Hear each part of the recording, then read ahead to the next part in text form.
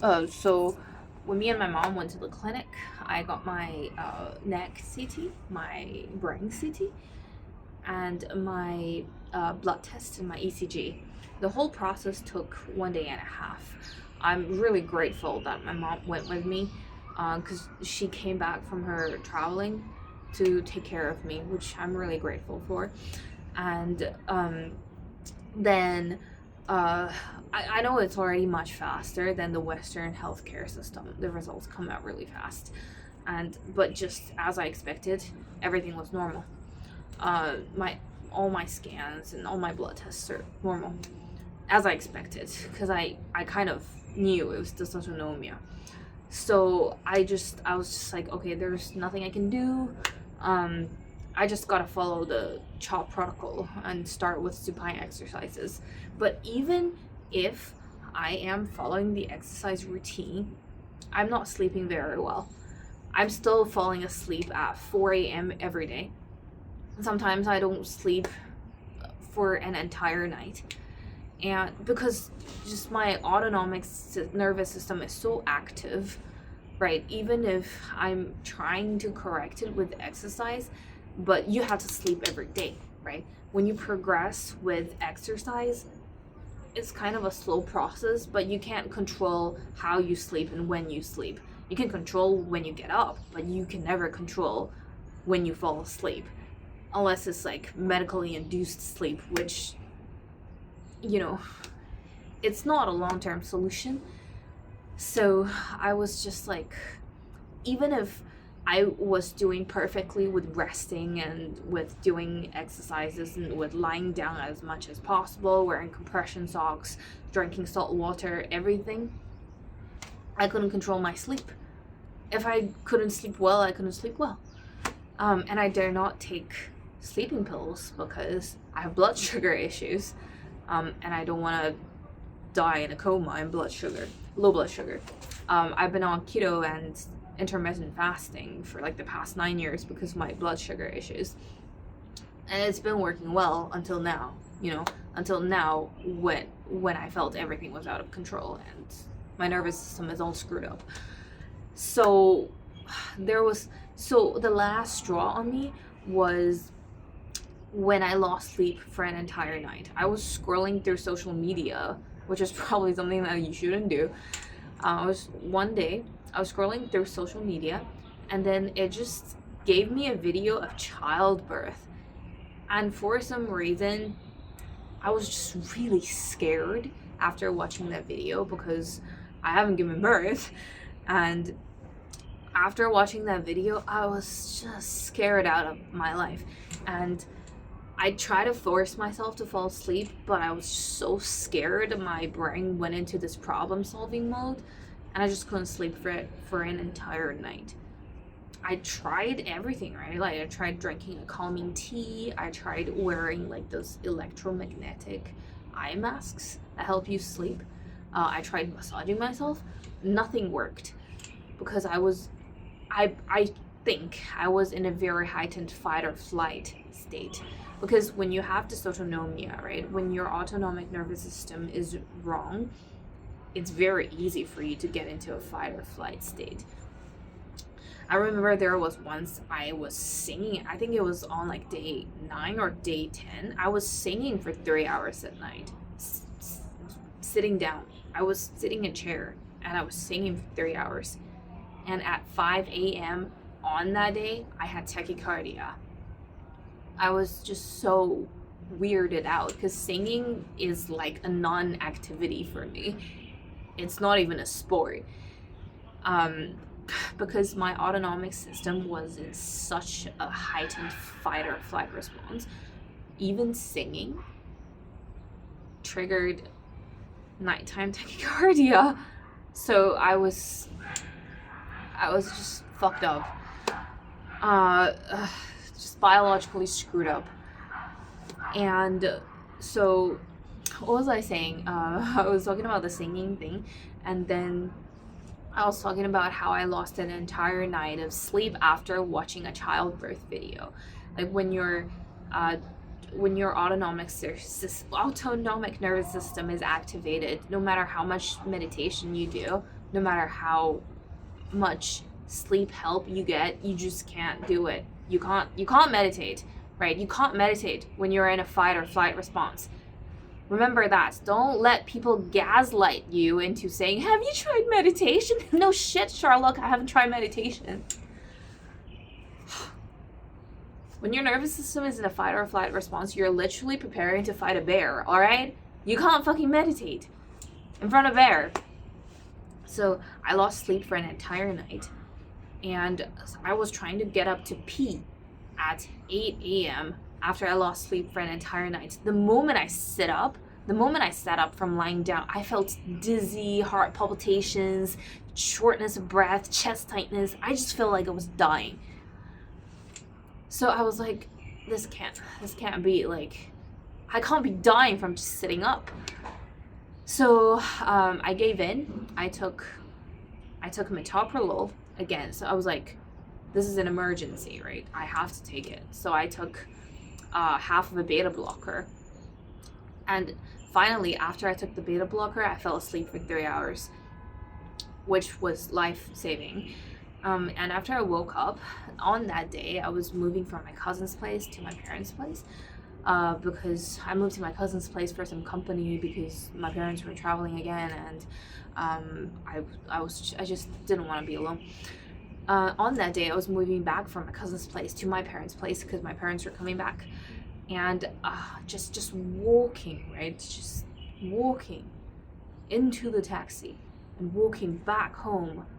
I just felt like I was on the brink of collapse. And after getting home, I lied down for the entire rest of the day.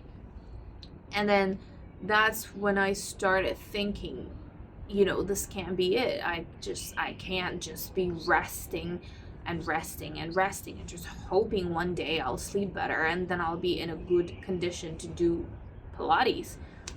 So I asked a lot of questions to Grok at that time. So I was asking, why is that I was fine doing boxing and judo, especially boxing, right? I did boxing 5 weeks after H1N1 and I was fine. But belly dance causes so many problems. I was just so confused because conventionally, intuitively, you think boxing is so much harder than dancing, right? Because you're boxing. And I finally figured out through my conversation with Grok that because it's never been a cardiovascular problem. Boxing is so much more cardiovascularly demanding than belly dance, but I've never had a cardiovascular problem. I had a blood pooling problem because when you have dysautonomia or when you have POTS, your blood constantly gets pulled down to your lower body because your nervous system has problems signaling your blood vessels constricting. So when you stand up or when you sit, your blood vessels don't constrict properly, so there's not enough blood to your heart and brain. So when you are standing, when you're doing prolonged standing, your blood gets pulled to your lower body. That's why I keep having nighttime tachycardia, because my body is dumping these adrenaline surge that tries to pump the blood to my brain and heart. So I was like, oh, this finally makes sense. Then I was like, why is boxing fine then? And then Grok was saying, because in boxing, right, like you're standing in this stance and then you're punching like that, your body is pumping blood from down to up because you're twisting your core, and then the mechanism of boxing is to transfer force from the ground to your punch, right? So it's like it's the process of going up. So when you do these movements, your body is kind of acting like a muscle pump to pump blood upwards.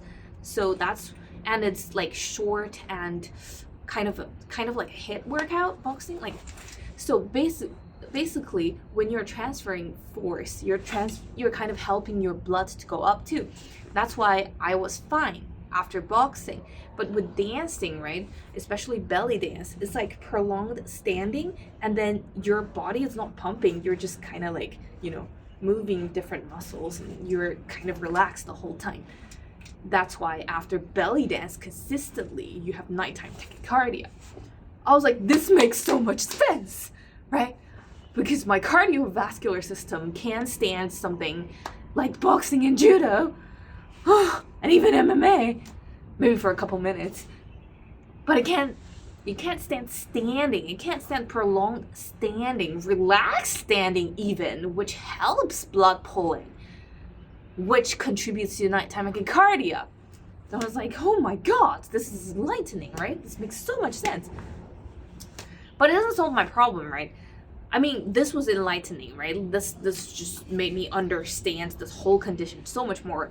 And I was like, okay, cardiovascularly, I'm still stronger than the average Joe. In terms of muscle strength, I'm still stronger than, most people that I know. But I have a blood pulling issue. That's where it is. Because I was feeling very, very bad about myself. I was like, oh my god, no disrespect to middle-aged grandmas. I love you guys. It's just that I feel like I'm physically fitter than middle-aged grandmas, but I was dancing with middle-aged grandmas in my belly dance classes, and they're fine. I was having tachycardia. I was like, what the hell is going on, all right? So, because I felt like cardiovascularly and muscularly, I am much stronger than you guys. Why am I having tachycardia? Now I understand it's a blood pulling issue. So I think also the shame has to end. It's time to stop shaming people for having a weak cardiovascular system because they don't run, they don't swim, they don't do sports. No! A lot of people who get POTS, it's not like they don't want to do these things or they're weak in their cardio system because they don't exercise. No. It's a blood constriction issue. It's an autonomic system issue. It's not their fault. Don't fucking gaslight people saying that it's because they didn't exercise enough before COVID. Fuck them. Anyways. So, as I was saying, so this was enlightening for me because I finally figured out it's not a cardiovascular, it's not a cardiovascular issue. It's a blood pulling issue. That's why belly dance affects me way more than boxing, which is way more intense. But then I was like, if it's a blood circulation issue, right? If my blood does not come up to my body properly, then I thought of a concept in Chinese medicine. It's called 气血不足. It's called not enough blood and qi circulation. And if you are familiar with traditional Chinese medicine, poor blood and qi circulation, this term is thrown around all the time. Right? Like whenever you go see a Chinese doctor, they tell you you don't have enough blood and qi circulation, whether it's for period pain or like period problems or like menopausal related problems or like anything that can't be diagnosed as cleanly as Western medicine can. They always tell you it's a poor blood and qi circulation problem. But it's more complicated than that, right? I'm not a Chinese medicine expert. It's more complicated than that. Sometimes you have to supply your qi of yang. Sometimes you have to supply yin. Sometimes you have to supply, it's hard to explain Chinese medical terms in English. So basically, I was just thinking, right, there are so many Chinese herbs that are supposed to help with your blood circulation, so why don't I go see a traditional Chinese doctor? Then I was like, okay, so if I have a blood pulling problem, whatever that helps with my blood circulation is supposed to be helping, right? So finally, I made the best decision in my entire life after COVID, which is to go see a traditional Chinese doctor in a public hospital. Because in China, normally public hospitals have a higher standard of treatment compared to private clinics. So I went to a public hospital. I went to their specifically Chinese medicine department, and I saw just the best woman other than my mom, the second best woman in my entire life. And this young lady, this Chinese doctor, I described everything to her, like my heart palpitations throughout the years, my tachycardia, my viral infections, my period patterns and everything, my insomnia, everything, right? And then she prescribed me with acupuncture. acupuncture, herbal medicine, and those things that you put on your ears. There is a practice in Chinese medicine where you glue medical pearls, like metal pearls, onto your ears. They're supposed to help you sleep because they're supposed to stimulate your pressure points on your ears, basically. So I've now done 3 acupuncture appointments with her, and she prescribes me with Chinese medicine. Me and my mom, we're boiling these herbs, like witches, on our own at home. I'm in no way asking you to replicate my prescription, okay? Because everyone is different. You do need to go see a doctor to describe your symptoms to get these herbs prescribed. I'm not sure how it works in the West, because I've never seen a Chinese doctor in the West. But you do need a prescription because some Chinese herbs, if you use it too much, it's poisonous. So the Chinese doctor has to use it in the right amount. Some herbs, when they interact with each other, some herbs are toxic by themselves, but when they interact with other herbs, the toxicity is gone. So you do have to be very careful with Chinese herbs. You do have to get a prescription. I'm not sure about the accessibility in the West, but these things, well, there's cinnamon, which is safe, and then there are just other Chinese medicine like dates or ginseng, but you do have to get a prescription. And after I have started taking these Chinese medicine and the acupuncture practices, I just started sleeping very, very well. I was also gradually coming off beta blockers. I wasn't like stopping them all of a sudden. I was gradually coming off beta blockers, and I've been taking Chinese herbal soup from the prescription, and I've done 3 acupuncture points now. And ever since I started doing this, my sleep has just improved. Like before, I was wired and tired. Right? It wasn't that I wasn't tired. I was very, very tired. But I was tired and wired for days. Even if I slept, it was like forcing myself to sleep. It was forced sleep because I was too tired. I was exhausted, but wired. But I fell asleep because I was exhausted. So it wasn't really good sleep.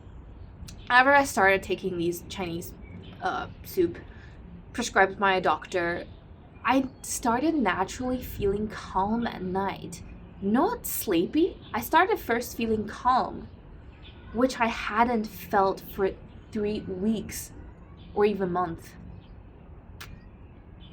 Like that feeling of calm, that feeling of in the parasympathetic nervous system, I hadn't felt that for weeks.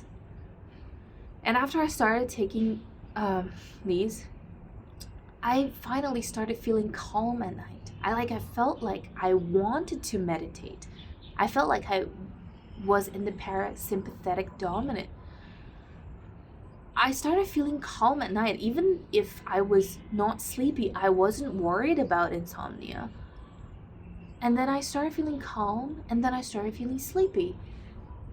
Nowadays I feel I fall asleep around 2 a.m., which is very late, but I started feeling calm and nice, like starting from like 8 p.m.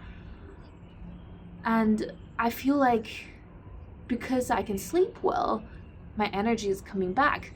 So now every day I'm doing 30 minutes of Pilates, and my heart rate is below 95 doing Pilates. And yesterday I did seated rows, which I dared not attempt. I did seated rows and my heart rate was below 95. So it's not like I didn't want to start exercising. It was because I was so fucked up and nervous and anxious the whole time. I just couldn't exercise without raising my heart rate. And now I can exercise for 30-40 minutes without raising my heart rate. I just can't begin to describe how incredibly grateful that I am towards traditional Chinese medicine, and how proud that I feel about myself for going to a traditional Chinese doctor, because I linked poor blood circulation to dysautonomia, and then to Chinese medicine. And now I feel like I'm confident I'm going to recover very quickly because I can do 50 minutes of Pilates and prolonged seated rows without my heart rate going above 100. So, and I feel very good. I can dance today. I danced today. So, that is my experience living with long COVID, and I hope this video helped you somehow.